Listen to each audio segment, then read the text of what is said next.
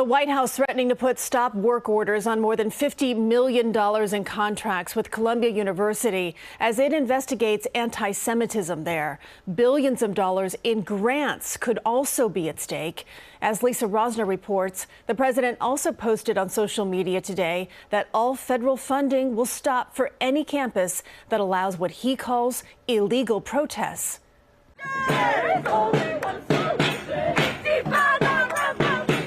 From protesters blocking sidewalks to taking over a campus building, Barnard College says it's identifying the disruptors from the past week and will pursue discipline, but it's not clear what that is. It comes almost a year after students at the affiliated Columbia University created a contentious encampment and occupied a building there, leading to multiple arrests.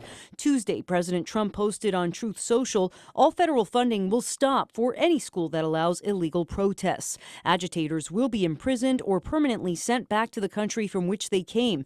American students will be permanently expelled or, depending on the crime, arrested. No masks.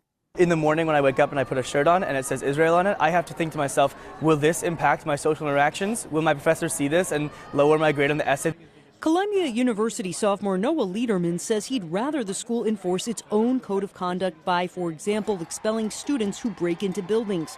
A letter to Columbia from multiple federal agencies threatens to pull more than $50 million in federal contracts and more than $5 billion in federal grants in light of the ongoing investigations for potential violations of Title VI of the Civil Rights Act. But when it comes to private campuses, she says the school determines what's permitted.